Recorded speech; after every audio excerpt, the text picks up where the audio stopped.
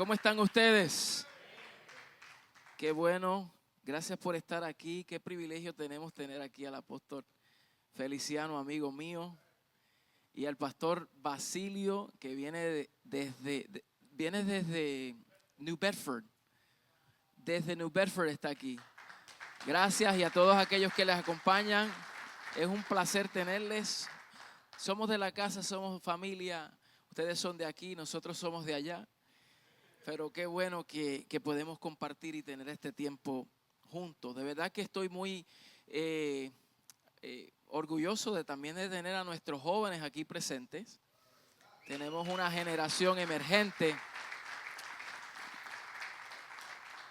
que ellos entienden muy bien lo que es asumir este reto, esta responsabilidad, y por eso se reúnen junto con hombres, para ser hombres de verdad, ¿verdad? Son entrenados y Dios está haciendo algo lindo con ellos, y de verdad que me llena de mucho gozo tenerles aquí. Entonces, vamos a entrar rápidamente en materia para así maximizar nuestro tiempo. Estamos siendo expuestos a principios y valores que transforman nuestras vidas con el objetivo de ser edificados como hijos de Dios, para que podamos expresar la imagen del Señor sobre la faz de la tierra. Y hoy quiero hablarles acerca de lo que es el perfil de un hombre verdadero. Dice la palabra en Proverbios 26, muchos hombres proclaman cada uno su propia bondad, pero hombre de verdad, ¿quién lo hallará? Esa es una buena pregunta para hacernos. Hombre de verdad, ¿quién lo hallará? No hay duda que en el mundo que enfrentamos hoy hay una gran crisis de falta de hombres de verdad. Y es en una era donde los mensajes, las temáticas, hay una gran contradicción y estándares superficiales de la auténtica masculinidad, que todos sabemos que se está distorsionando. Hay una distorsión en el diseño original de parte del Señor. Y a veces nosotros como hijos de Dios podemos decir, bueno, eso lo podemos percibir, lo podemos ver, que hay el hombre hoy en día no entienden su identidad con respecto a su biología. No saben lo que son. Y aunque eso juega un papel importante, pero nosotros podemos justificar eso y decir, no, yo sé que yo soy un varón masculino. Pero eso no se queda ahí. Nosotros también tenemos una gran responsabilidad de, aunque seamos varones masculinos, tenemos que entender que somos hombres. ¿A qué se parece un hombre de verdad? Un hombre verdadero. No quedarnos en un estado de una eterna niñez. El propósito del hombre es que llegue a la madurez. Y a eso se le llama un hombre de verdad. Esta cita introduce una pregunta profunda sobre la dificultad de encontrar hombres verdaderamente genuinos y confiables en el mundo, que muchos proclaman su propia lealtad. Y por eso el salmista dice, hombre de verdad, ¿quién lo hallará? ¿Dónde está ese hombre? Y permítame decirle algunas de las cosas en cómo se cuestionan personas acerca de dónde están estos hombres de verdad. Por ejemplo, Salmos 12:1, el salmista dijo, salva, oh Señor, porque se acabaron los piadosos, porque han desaparecido los fieles dentro de los hijos de los hombres. El salmista está reconociendo que hay una escasez. ¿Dónde están? Se han acabado los piadosos. Piadosos son hombres serios, hombres de verdad, hombres de Dios. Él estaba entendiendo que en su tiempo esta calidad de hombre estaban disipándose. Y por eso dice, aquellos fieles día tras día se siguen desapareciendo. Este es el entender de él. Un sargento de un ejército declaró, no estoy seguro de que ya tenemos los hombres para defender los Estados Unidos de las amenazas extranjeras. So, él estaba declarando y él no sabía si verdaderamente había la calidad de hombre que en un tiempo posiblemente lo hubo. O sea, quiere decir que hoy en día se está rebajando y cada día más se pierde ese estándar de hombre. Una joven de 28 años declaró: no puedo encontrar un buen hombre con quien casarme. Y eso es muy común hoy. Antes las parejas se casaban bien jóvenes, pero hoy estamos viendo un fenómeno, y es que nadie quiere asumir el casamiento. Y día tras día siguen esperando. Y si le preguntamos y hacemos una encuesta, especialmente en las congregaciones, a doncellas y mujeres solteras, y le preguntamos: ¿por qué no te has casado? Ellas dicen: es que no he encontrado un hombre de verdad. No he visto las cualidades precisas que me brinde confianza para yo contraer matrimonio. Entonces, hay mujeres y hay varones, pero parece que el estándar ha bajado y hay una gran preocupación de eso. Un propietario de una empresa declaró: entrevisté a 10 hombres para el trabajo, pero creo que ninguno de ellos sepa cómo trabajar.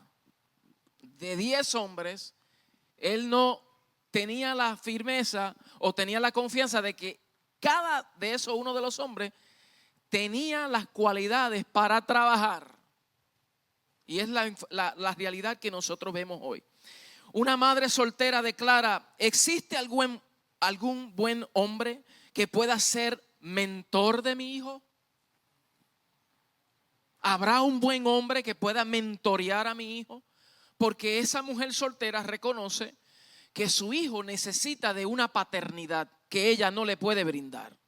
Y su pregunta es: ¿habrá alguien que pueda asumir esa responsabilidad, que me pueda asistir? Y un pastor local declara: no puedo encontrar un buen hombre piadoso que dirija un estudio bíblico, que enseñe, que predique, porque hay cualidades que no se están expresando y manifestando. Entonces, estas son preguntas que muchos se han hecho. Hay hombres de verdad. Y esta pregunta sugiere que los verdaderos hombres son escasos. Los verdaderos hombres son escasos. Son escasos porque son difíciles de encontrar. Por eso dice: ¿quién lo hallará? Y se puede entender que un hombre verdadero debe de ser auténtico, genuino. Debe de tener, por eso dice verdadero, porque debe de tener unas cualidades de autenticidad. Masculinos y varones hay por montones, pero que sea un hombre verdadero, o sea, un hombre auténtico, un hombre maduro, un hombre genuino, alguien que sea digno de imitar, digno de ser padre, digno de reproducirse. Entonces, esa persona auténtica se caracteriza porque no es falso. No se proyecta de una forma, no imita algo, sino que es genuinamente lo que es. Y la sociedad necesita urgentemente hombres íntegros, hombres responsables, genuinos, que encarnen el honor, la valentía, la compasión para restaurar los fundamentos morales y espirituales que nuestra comunidad necesita. Necesitamos hombres de verdad. Y la comprensión de la verdadera masculinidad a menudo se ve afectada por diversas influencias. Tenemos que entender este principio. Hay muchas influencias externas con mensajes contradictorios que pervierten el diseño original del hombre en la sociedad. Y desde que nosotros nacemos, por causa que nacemos de una imagen caída, como lo que conocemos la naturaleza adámica, pues entonces a partir de ese entonces para acá, Adán ha proyectado su propia imagen. Esto lo podemos ver en Génesis capítulo 5. Si vemos rápidamente Génesis capítulo 5, podemos ver que Adán se reproduce. Dios crea a Adán conforme a su imagen y semejanza. Esto lo entendemos, ya lo hemos venido hablando, ya conocemos el principio que Dios creó a Adán conforme a su imagen y semejanza. Luego, cuando él peca y toma del fruto, se distorsiona aquella semejanza. Eso lo entendemos. Pero mire algo puntual en Génesis capítulo 5. Dice Génesis capítulo 5, este es el libro de las generaciones de Adán. El día en que creó Dios al hombre, a semejanza de Dios lo hizo. A semejanza de Dios lo hizo. Dice, varón y hembra los creó y los bendijo y llamó el nombre de ellos Adán. ¿El nombre de quién? De ellos fue Adán el día en que fueron creados. Note bien que aquí la mujer también está dentro de esa naturaleza adámica, porque el nombre de ellos fue Adán. Y dice, y vivió Adán 130 años y engendró a un hijo a su semejanza, conforme a su imagen, y llamó su nombre Set. O sea que Dios primero crea a Adán conforme a su imagen y semejanza, pero después de la muerte espiritual que él toma del fruto, esa imagen es distorsionada y ahora 130 años después, 180 años después, dice que él engendra a sus hijos conforme a su imagen y a su semejanza. Ya una semejanza distorsionada. Ya una imagen y una semejanza corrompida por el pecado. Y desde Adán para acá estamos arrastrando esa semejanza. Una semejanza pecaminosa, una semejanza muerta. La muerte del hombre se ha venido. Entonces, hoy en día se justifica muchas personas y dicen, es que yo nací así. ¿Usted ha escuchado esa expresión? Se comporta de una manera, tiene una preferencia, tiene unos gustos, tiene unas atracciones, se siente que es otro género, como hay varones que se sienten ser de otro género, o es demasiado de machista, es rudo y habla de una forma, y cuando es corregido dice, es que yo nací así. Sí, claro, porque eso es parte de la naturaleza adámica. Venimos arrastrando ese diseño. Y no podemos justificarnos el decir, es que yo soy así, es que soy boricua. ¿Han escuchado eso? Es que soy boricua. O dice, es que soy dominicano, es que soy cubano. Pero cada uno de nosotros como hombres necesitamos entender que esas acciones, ese comportamiento, ese patrón viene de un diseño distorsionado y por esa razón se requiere el nuevo nacimiento. Para poder expresar esta imagen del Hijo de Dios, de Cristo, se requiere nacer de nuevo. Y esto es algo que nosotros hemos venido aprendiendo, pero la realidad es que por causa de la falta de ese entendimiento, la sociedad, nuestros familiares nos improntan una imagen de lo que, y distorsionada de lo que un hombre debe de ser. Y nosotros venimos arrastrando de estas cosas. Por ejemplo, vemos el diseño de hombre distorsionado y lo recibimos por los medios de comunicación. Desde que nacemos, la televisión, el cine, las redes sociales suelen promover una imagen distorsionada de la masculinidad. Las películas nos muestran una figura de un hombre y ese hombre tú lo ves que es bien orgulloso, que está detrás de las mujeres, que mientras más mujeres tiene mejor es, más hombre es. Y esa es la impronta, esa es la imagen que nosotros venimos arrastrando. Y esto ha creado un impacto. ¿Por qué? Porque nuestros niños y jóvenes, ese es el punto de referencia que tienen. Y peor, he escuchado yo de hombres enseñándole a sus hijos un tipo de comportamiento y le dice, desde a partir de ahora en adelante tú eres hombre, ahora necesitas de actuar de esta manera.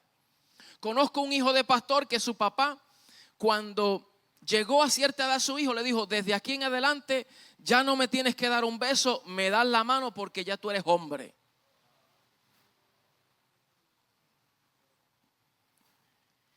Entonces, lo segundo es la cultura, la sociedad, las normas culturales, las expectativas culturales sociales sobre lo que significa ser un hombre pueden variar dependiendo el país, la nación. Y esto nos afecta a todos nosotros. La educación, lo que se enseñan en las escuelas sobre la identidad, puede influir significativamente en la percepción de la masculinidad. Y hoy en día mucho más peligroso porque es mucho más propenso, mucho más abierto.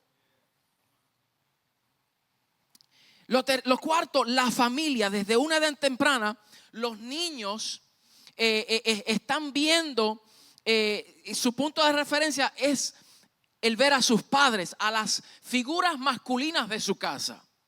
Y por causa de que las figuras masculinas en su casa, uno, o no están presentes, o dos, o si están presentes no entienden lo que es ser un hombre de verdad. Ese es el modelaje que le estamos brindando a esa generación.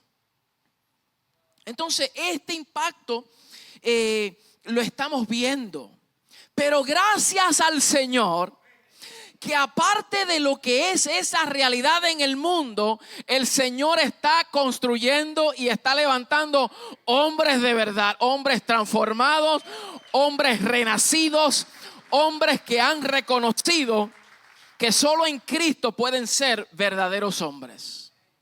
Solamente en Cristo se puede restaurar la verdadera masculinidad. Entonces quiero hablarle de varias características, 5 características, si el tiempo me da, de mostrarles acerca de lo que representa un hombre maduro, un hombre de verdad. 5, ¿estamos listos? Son bien prácticos, porque hoy quería hacerlo de una manera práctica, que nosotros podamos asociarnos y llevarnos algo práctico y aplicarlo en nuestra vida. Número 1. Un verdadero hombre es uno que es temeroso de Dios. Esto se oye bien básico, pero la realidad es que hoy se ha perdido el temor de Dios. El temor de Dios lo vemos hasta dentro de las congregaciones. Dentro de las congregaciones, dentro del pastorado, se ha perdido el temor de Dios. No hay temor de Dios. Hay una escasez de verdaderamente el temor de Dios. Proverbios 1:7 dice que el temor del Señor es el principio del conocimiento. Los necios, dice, los necios desprecian la sabiduría y la disciplina. Dice el proverbista que los necios son aquellos que desprecian la corrección, la disciplina. Alguien que uno quiere corregir y le dice: no me corrijan. Ya está mostrando lo que es. Porque el sabio aprende. El sabio prefiere que alguien le corrija. Y esto comienza con el temor del Señor. Proverbios 9:10 dice: el temor del Señor es el principio de toda sabiduría y el conocimiento del Santísimo es inteligencia.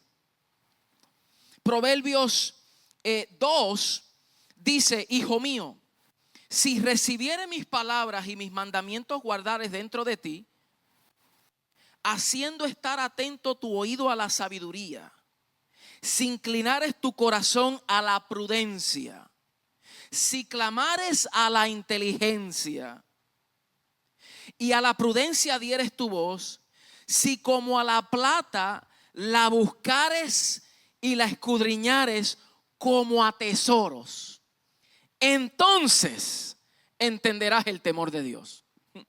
Está diciendo que para entender el verdadero temor de Dios, número 1, hay que atesorar la palabra en nuestros corazones. Porque si no se valora la palabra del rey, la palabra, los dichos de nuestro Dios. Y la palabra de Dios es mismo Cristo. Él es el Verbo encarnado. O sea, si no valoramos su palabra, entonces, ¿cómo vamos a poder entender el temor de Dios? Si no procuramos como procuramos la plata, el oro, que nosotros nos encanta trabajar y nos gusta buscar y nos gusta el éxito y nos gusta seguir creciendo y queremos más y más y más. Si de esa misma manera procurásemos la sabiduría, el entendimiento, entonces podemos entender lo que es el temor de Dios.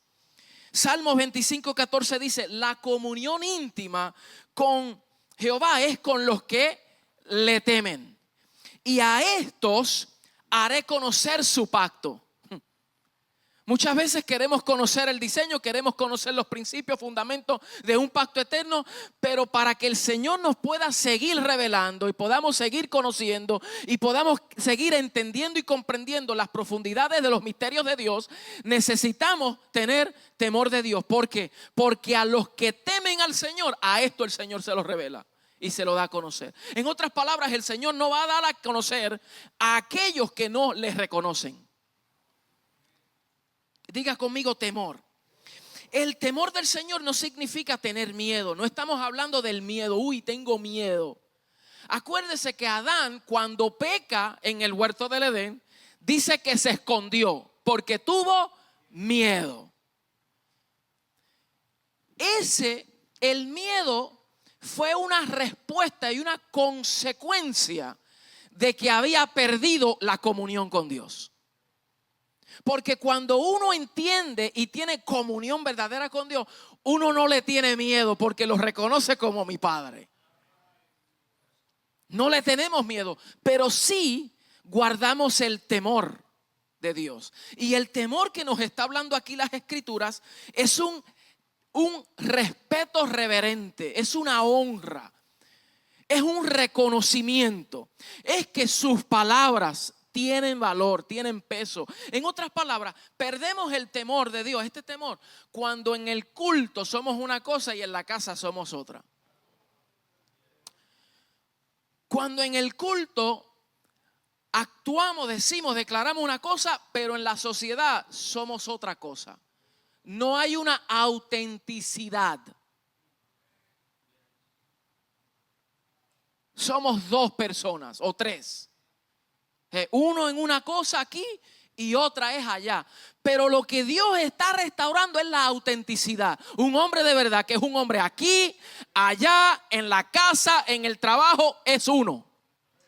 No tiene múltiples personalidades. No tiene diferentes imágenes. No es una proyección en un sitio y proyecta otro en otra cosa. Qué vergonzoso es cuando ven a un hombre y cuando lo ven sirviendo, ese es cristiano. Oh, wow, no lo sabía. Muy vergonzoso. Entonces, ese temor reverente nos lleva a reconocer la soberanía de Dios, a aceptar que Dios es no solamente el creador, sino que Él es el sustentador de todas las cosas. Y como sustentador, Él debe de sustentar nuestra vida. Él suministra nuestra vida. Eso es lo que lleva el temor de Dios, porque cuando nos enfrentamos en una situación en nuestra vida, por causa de ese sustento y ese suministro, es la palabra del Señor quien nos gobierna en ese momento. Entonces, ese temor también nos lleva a la obediencia, a su mandamiento. Entonces, vivir de acuerdo con los principios, con lo que Él ha declarado en su palabra. Pero qué es triste ver que hay hombres que hoy no temen al Señor. Y como dije anteriormente, hay una epidemia. Pero juntamente con esa epidemia, Dios está haciendo algo poderoso. Porque no podemos quedarnos en lo que está mal. También tenemos que tener el lente profético y ver que en medio de eso Dios está purificando, Dios está levantando y Dios está construyendo. Entonces, Cuando digo estas cosas, ¿quién lo hallará? Estoy hablando del lente natural y del mundo, que no puede percibir, que no ve. Pero los hijos de Dios tenemos que reafinar nuestro enfoque para poder ver lo eterno que no se puede ver con el lente natural. Acuérdense que Pablo dijo en Corintios, nosotros vemos lo que no se ve. Porque las cosas que se ven son temporeras. Nosotros vemos lo que no se ve, porque esas cosas que no se ven son las eternas. Entonces lo que estamos viendo es lo que no se puede ver con el lente natural. No se ve con el lente natural, pero está presente, y eso que está en lo invisible, Dios los está reproduciendo para que sea visible y se pueda dar a conocer. Entonces Hebreos 5, 7 al 9 dice, mire lo que dice Hebreos 5, 7 al 9. Y Cristo en los días de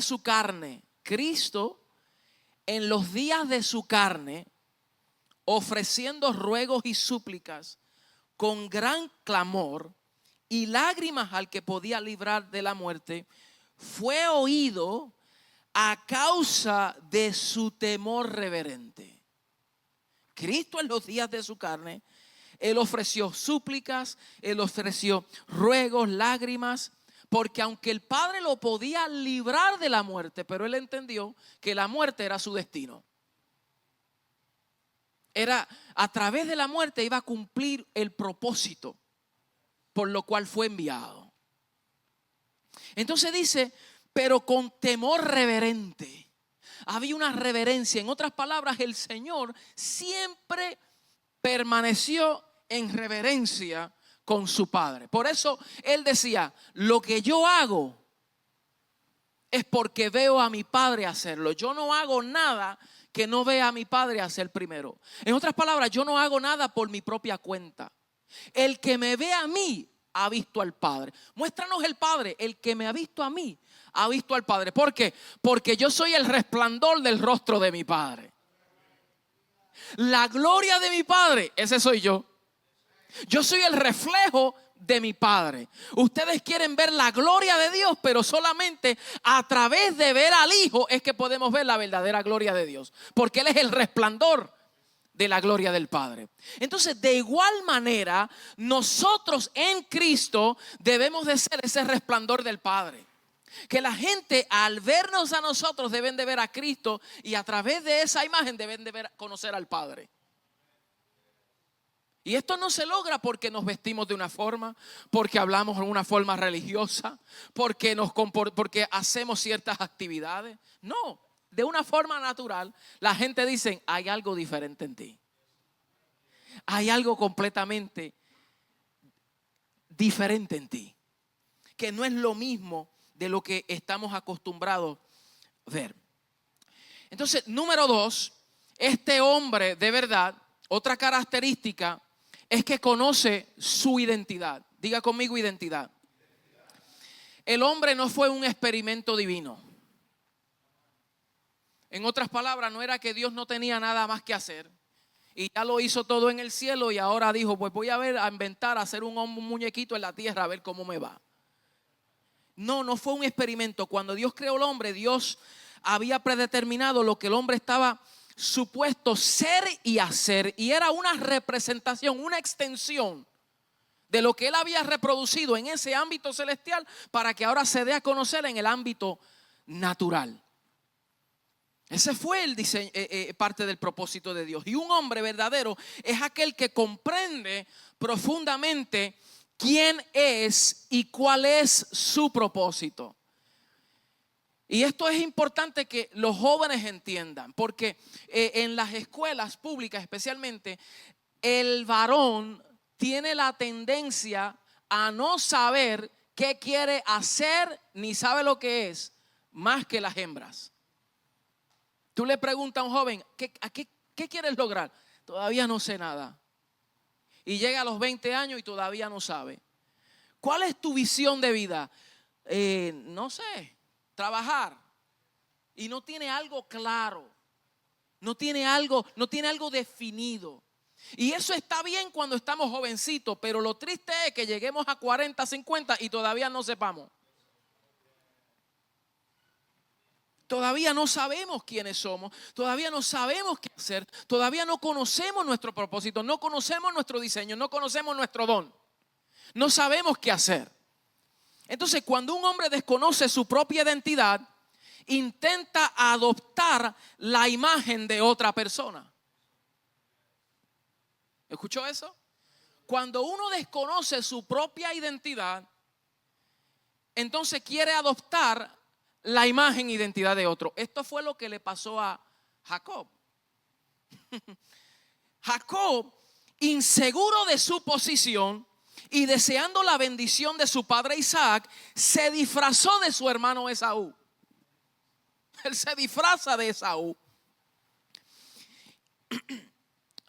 Y con el propósito de recibir en ese pacto y en esa administración la bendición. Él quería la primogenitura y él se viste, se disfraza. Y eso es lo que suele pasar con aquellos que no entienden su propia identidad. Se disfrazan de la imagen de otro. Y aunque es bien noble de nosotros querer imitar a nuestros padres, cuando hay un diseño genuino, pero cuando no lo tenemos, nosotros no tenemos que repetir las mismas historias de nuestros padres. Hay hombres que repiten la misma historia, repite el mismo patrón. El padre era muy frío y él es frío con sus hijos. El padre era abusivo con su mamá y ahora ellos son abusivos con sus esposas. Están repitiendo los mismos patrones. El padre era suelto y mujeriego y ahora tengo las mismas tendencias de mi papá. No, en Cristo todo eso tiene que morir. No podemos excusar y decir es que mi papá era así, es que mi tío, es que mi generación. Eso se rompe en el nombre de Jesús y a partir de nosotros comienza una nueva historia. Que nosotros seamos el punto de referencia.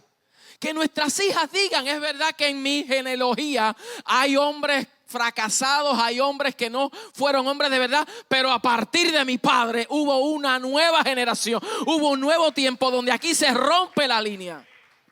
Yo les puedo hablar por testimonio, porque en toda mi familia, todos los varones de parte de mi papá,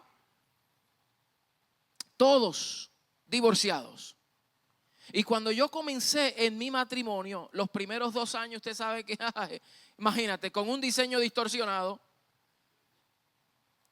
con ausencia de padre, pues también conflicto con mi esposa, me divorcio de ti. Y yo creía que era jaquetoncito. Oh, no funciona, me divorcio, hasta que el Señor me reprendió. Y me dijo, la vida y la muerte está en el poder de la lengua y todo aquel que lo confiese comerá de su fruto. Lo que hicieron tus padres lo vas a ver tú si continúas confesando esa verdad para ti. Entonces, después cambió y cada vez que tenía conflicto con mi esposa le dije, me tienes que soportar hasta la muerte. Pero como quiera, se oye bien. Pero todavía necesitaba de haber un proceso de cambio y transformación. Porque ahora no es de darle problema hasta el resto de la vida. O sea, es asumir responsabilidad y no repetir los mismos patrones que han venido generacionalmente. Entonces, que a partir de aquí sea una nueva historia, una nueva generación. Y a partir de nosotros como familia, mis hermanos nunca, ninguno se han divorciado. Y declaramos que nuestras hijas y los nietos, ninguno va a pasar por el divorcio porque tuvo que haber alguien que rompió el ciclo. Entonces, esto es algo que tenemos que entender. El que no entiende su propia identidad va ¿a qué? A disfrazarse de la imagen de otro. Lo segundo también es que si no estamos seguros de nuestra propia identidad en Cristo, terminamos esclavos de lo que queremos ser. Una es que nos disfrazamos de otra imagen, pero el otro extremo es que si no conocemos nuestra verdadera identidad, nos esclavizamos a lo que queremos lograr hacer, que también está errado. Y esto nosotros lo podemos ver con el rey Saúl. El rey Saúl, a quien dudó de su identidad, de su propia identidad y llamado divino, y buscó su propia gloria y aprobación en la gente. Él estaba escuchando lo que la gente decía y por eso procuró. Se puso celoso cuando la gente decía: Saúl mató a 1000 y David a 10,000. Y lo que la gente decía le importó. ¿Por qué? Porque él quería grandeza.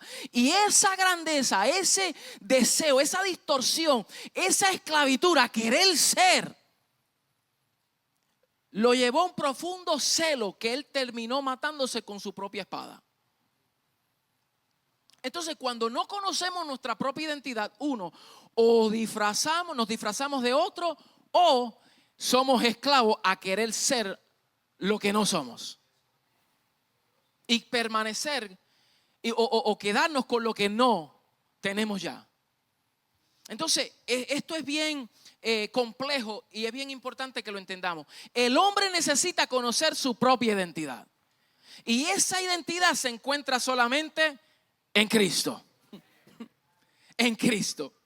Y qué interesante que dice la Biblia que nosotros no somos, no tenemos que imitar o parecernos a los hermanos. Nosotros podemos ser diferentes. Todos tenemos unas características, todos tenemos una función distinta en el cuerpo, pero todos procedemos de la misma fuente. Todos provenimos de la misma roca. O sea, nosotros no somos ladrillos muertos, somos piedras vivas.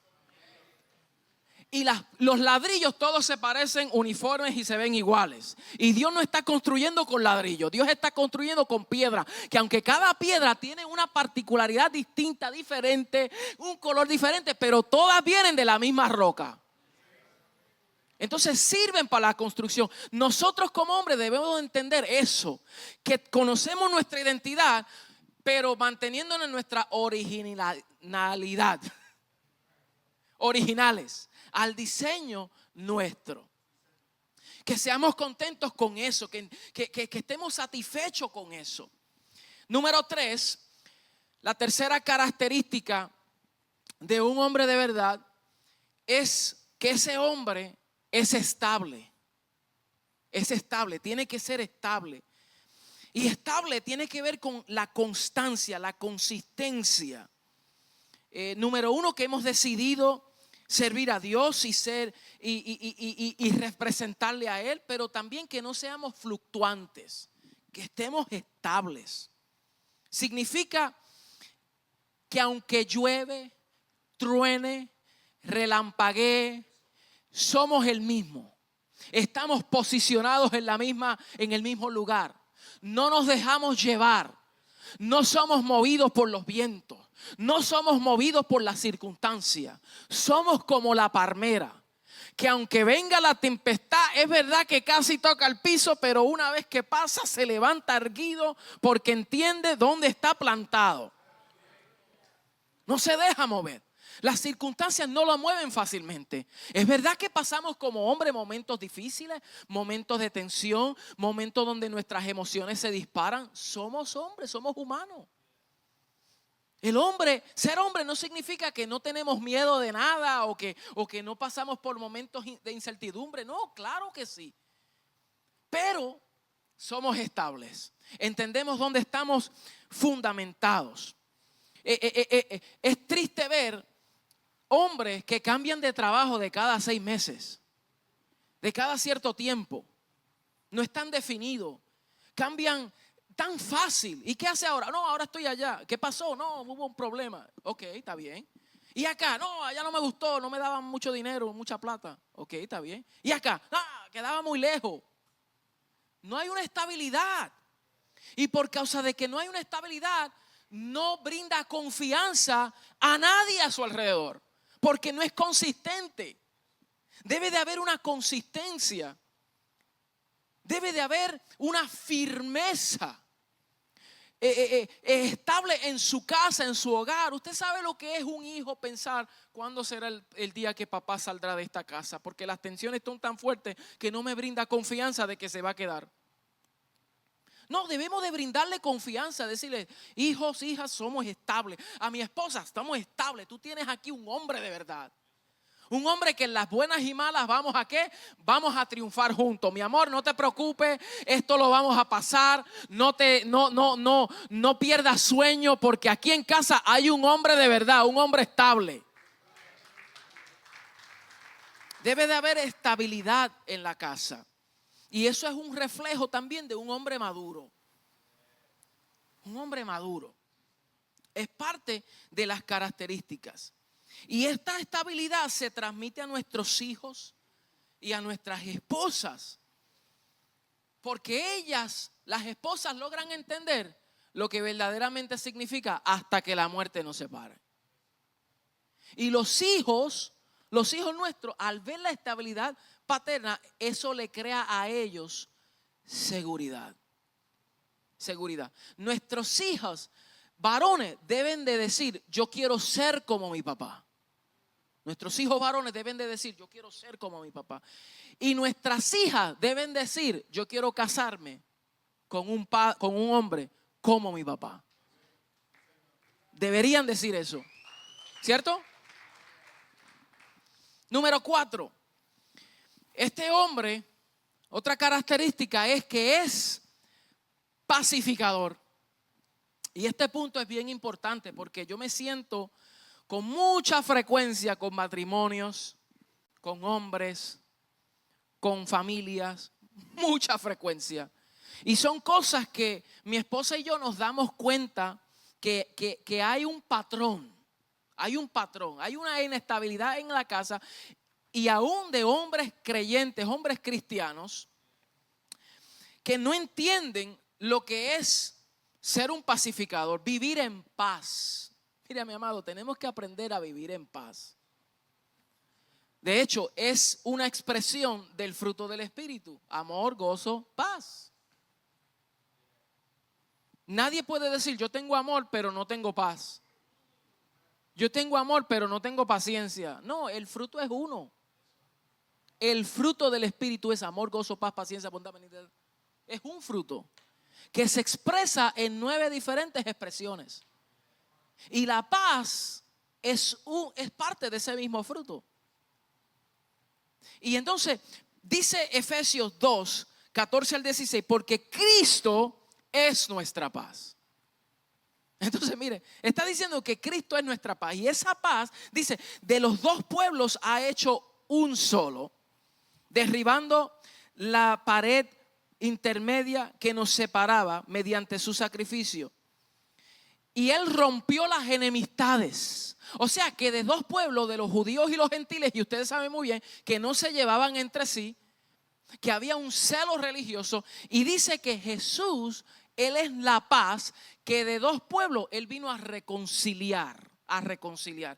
Esa reconciliación no es solamente de los dos pueblos nada más. Esa reconciliación debe de encarnarse en todo lo que nosotros somos y hacemos. Y esa reconciliación se logra mediante la paz. Que vivamos en paz, que seamos pacificadores. Que en los momentos de tensión, en vez de nosotros ser iracundos y hombres donde cuando entramos a una habitación se va la paz, se absuelve, se disipa del lugar. Llegó el hombre de la casa y ya la paz se fue por la ventana. Ya empezó los problemas, ya empezó las situaciones. Y esas son las cosas que yo enfrento con hombres. No hay paz en la casa. Nosotros como hombres debemos de aprender a disfrutar, a expresar esa paz y dar esa paz a los demás. Y cuando hablo de paz, no estoy hablando de estar silencioso. Porque a veces hay tensiones que no se dicen, pero todavía está. Y eso no es una verdadera paz. O sea, en otras palabras, estoy molesto con mi esposa, tú te vas para allá y yo me voy para acá. Y quiere decir que en esta casa hay paz. Eso no es una paz genuina. Tú por aquí, yo por allá. Eso no es paz. Eso no es paz. La paz es la reconciliación. Que haya una reconciliación genuina. Que nosotros como hombres, somos los primeros que debemos de dar el paso. No decir, esta mujer, ya tú sabes.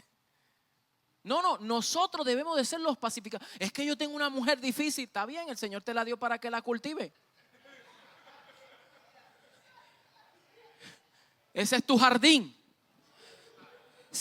Le digo a los hombres, si tú ves a tu esposa como tu jardín, el fruto que tú coseches es la consecuencia de lo que tú siembras. Porque si tú siembras la semilla correcta, vas a recibir el fruto correcto. Entonces, que tú veas a tu esposa como mi jardín. Y yo veo un jardín matoso, y si veo un jardín que paja, que tiene hojas, que tiene suciedad, esa es consecuencia del cultivador. Pero dice, es que yo entiendo que a veces hay terrenos difíciles. Yo entiendo y estoy consciente que hay terrenos difíciles. Eso es verdad. Que tienen piedra, que tienen raíces de amargura,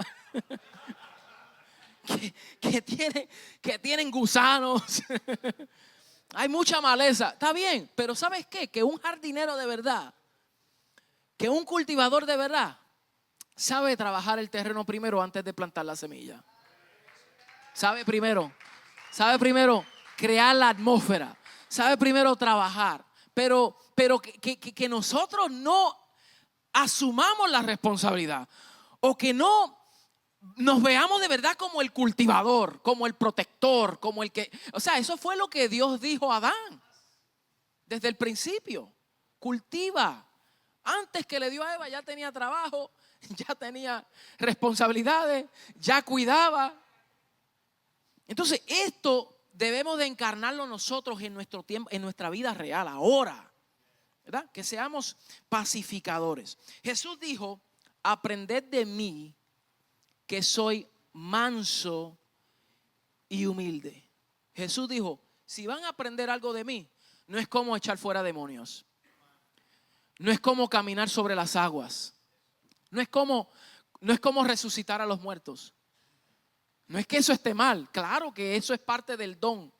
Pero Jesús nunca dijo, aprendan de mí cómo multiplicar los panes y los peces. Él dijo, aprended de mí que soy manso y humilde.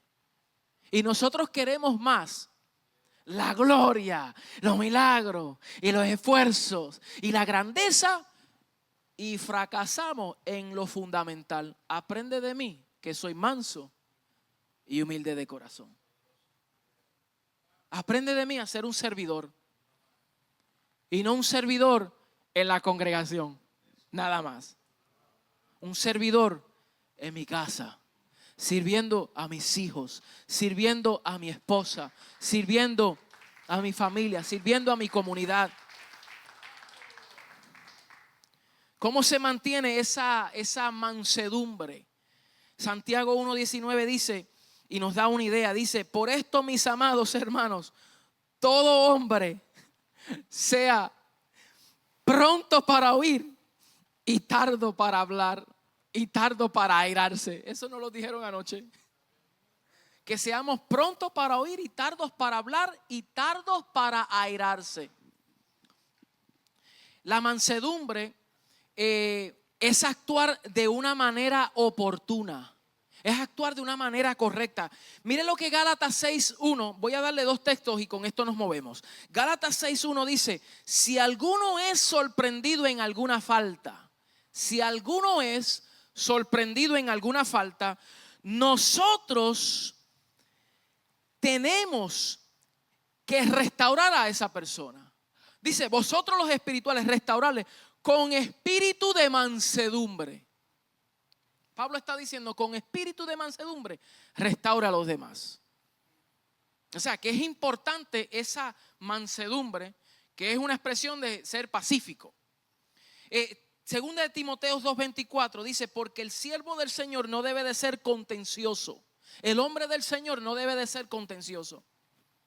Siempre con tensión, siempre con problemas, siempre iracundo, siempre hablando de una forma grosera. Tenemos que aprender a hablar. No podemos decir, es que soy así, yo hablo así. Tenemos que disciplinarnos.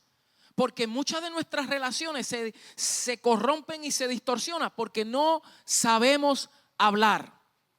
Porque somos contenciosos. Y dice, el hombre de Dios, el siervo del Señor no debe de ser contencioso, sino amable para con todos, apto para enseñar, sufrido, que con mansedumbre corrija a los que se oponen. Mira, hasta a los que se oponen, dice, corrígelos con mansedumbre. Aún con los que se oponen. Nos movemos. El número 5, principio número 5. Es que este hombre de verdad debe de ser genuino. Debe de ser genuino. Ser genuino significa de calidad.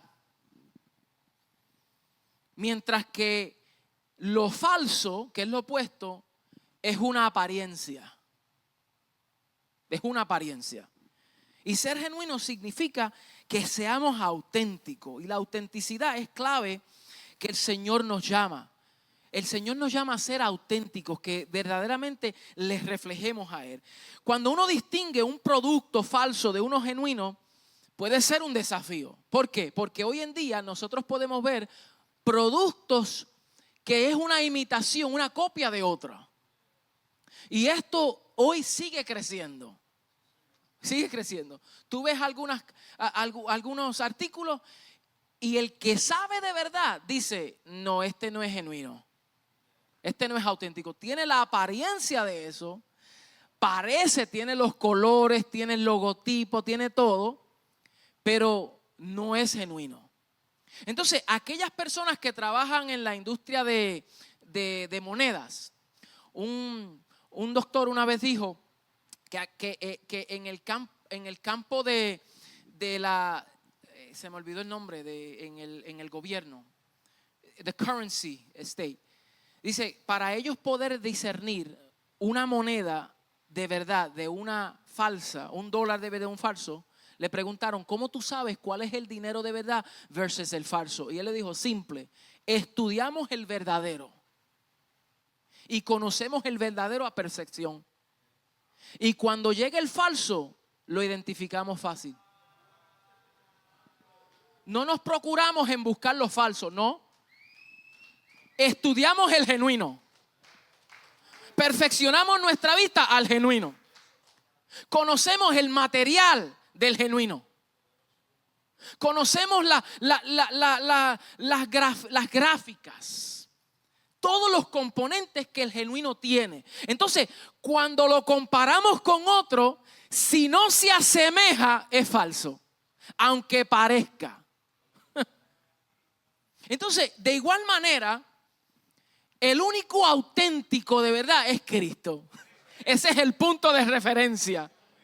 Todos los hombres fuera de Cristo nos vamos a ver copias, intentos, pero no llegamos. Como único el hombre puede verdaderamente ser una expresión de Cristo es que se encuentre en Él. Es como único. Que cuando el Padre nos vea, no nos puede ver a nosotros, nos ve en el Hijo. Solamente puede ver a través del Hijo. Es como único podemos llegar a esa autenticidad de verdad. Todo lo demás es falso. Entonces, aquí hay algunos pasos y unos puntos claves para considerar, para poder distinguir lo genuino de lo falso. Y en ese campo, ¿verdad? Hay unos puntos. ¿Cómo se distingue lo genuino de lo falso? Número 1, no poder encontrar el producto idéntico en el sitio oficial del fabricante. Si el producto no está en el sitio oficial del fabricante, no es genuino. No es genuino. Esa es una de las formas, una de las estrategias en cómo ellos también distinguen de productos qué es lo genuino de lo falso. Entonces ellos van al manufacturero Y si el manufacturero no lo tiene en su inventario, no es genuino, es falso. Entonces, el principio bíblico es que toda la escritura es inspirada por Dios, es útil para enseñar, para reprender, para corregir, para instruir en justicia, a fin de que el hombre de Dios sea perfecto, enteramente preparado para toda buena obra. Esa palabra perfecto aquí no está hablando ausencia de errores. Y tampoco está refiriéndose al hombre maduro, porque la palabra aquí no es teleios, que está hablando de madurez. Aquí perfecto, la palabra es artios, que está hablando de un hombre completo, un hombre apto, un hombre que es propio. Entonces, solamente esa autenticidad se encuentra en la manufacturación, que es desde la palabra, que esa palabra es la que reproduce esa calidad de hombre, hombres completos. Número 2, otra marca, otra seña en cómo identificar estos hombres genuinos o este producto genuino de lo falso, es que hay diferencias en el diseño. Aunque parezcan, pero hay ciertas diferencias en el diseño. Ciertas diferencias. Hay algunas características, hay algunos errores, aunque sean mínimos, pero hay errores. Y Gálatas 5:22 dice, pero el fruto del Espíritu es amor, gozo, paz, paciencia, benignidad, bondad, fe, mansedumbre, templanza. Contra tales cosas no hay ley. Y la aplicación es que el fruto del Espíritu debe de ser evidente en nuestra vida. Eso nos marca, nos da evidencia de que estamos siendo reproducidos a una autenticidad. ¿Ok? Esa es la marca genuina. Ese es el sello de verdad, es el sello del Espíritu Santo. Es lo que nos identifica a nosotros como genuinos hombres de Dios. El tercer componente es que hay diferentes descripciones de producto. Cuando uno busca los materiales, está en diferentes dimensiones. No es algo que verdaderamente está definido.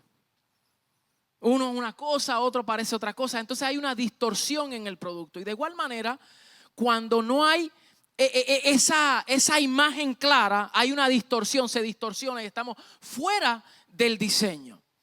Y concluyo con esto. Porque hay una diferencia significativa con el valor. Con el valor. Usted compra un artículo en Nueva York, una cartera Gucci, cuando sabe que cuesta $900 y le dicen, no, dame 100 pesos. Dame $100 y te la lleva. Sí, pero ¿y si te doy 75? Está bien, dámelo, olvídate.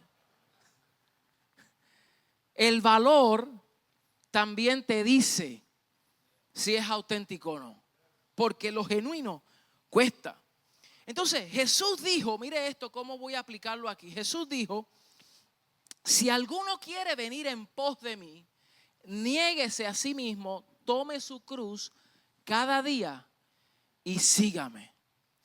Sabemos que la salvación es gratuita para nosotros. ¿Por qué? Porque el Señor pagó un alto precio, eso no fue gratis.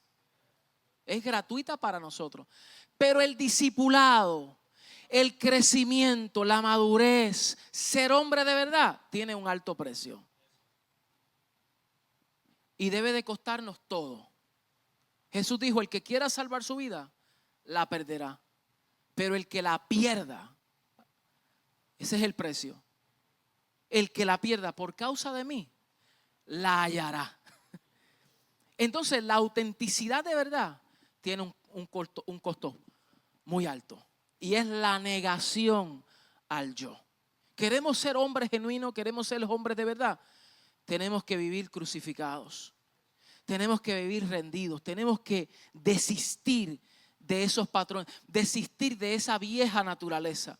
Tenemos que morir. Ese es el alto precio. Y tenemos que surgir en una nueva creación. Entonces, en conclusión, la sociedad necesita de esta calidad de hombres, de verdad. que vivan conforme a estos valores, conforme a estos principios, que seamos responsables, que se pueda restaurar los valores que la palabra nos habla, y esos valores se restauran cuando hombres de verdad los transmiten, los enseñan. Entonces, que cada uno de nosotros tomemos la decisión y tomemos el desafío y la determinación de representar a Cristo de verdad. El Señor nos está convocando. Esto es algo que el Señor va a seguir reproduciendo. Y no solamente aquí, mi amado. El Señor no está trabajando aquí nada más con nosotros. El Señor está haciendo algo poderoso en las naciones. Y Dios está levantando al hombre para que sea un fiel representante de su diseño. Y usted es parte de eso. Entonces, mis amados, que seamos nosotros esos hombres de verdad. No sé si usted se puede poner de pie conmigo y decir: ese somos nosotros. Nos comprometemos a ser hombres genuinos, hombres de verdad, hombres maduros que representen el carácter de Cristo. ¿Cuántos dicen amén? Amén. Padre, te damos gracias, Señor. Te damos gracias y te bendecimos. Señor, como familia y como hombres, tomamos esta acción, una acción profética. El ponernos de pie es una acción profética que se levanta un hombre genuino, un hombre maduro, un hombre de verdad, un hombre que asume responsabilidad, un hombre que se compromete, Señor, con tu diseño. Un hombre que muere a sí mismo para representarte a ti en todas las áreas de nuestra vida, Señor. En este fin de semana vamos a ser desafiados, pero vamos a ser, Señor, también afirmados en la verdad que es en Cristo, Señor. Y saldremos renovados, una mente renovada. Saldremos con identidad de hijo, con corazón de siervo, con actitud de reformador, listos para transformar y trastornar nuestro entorno. Esto lo declaramos en el poderoso nombre de Cristo Jesús, Señor nuestro. Y todos como hombres decimos amén. Aleluya. Bendiciones, mi gente.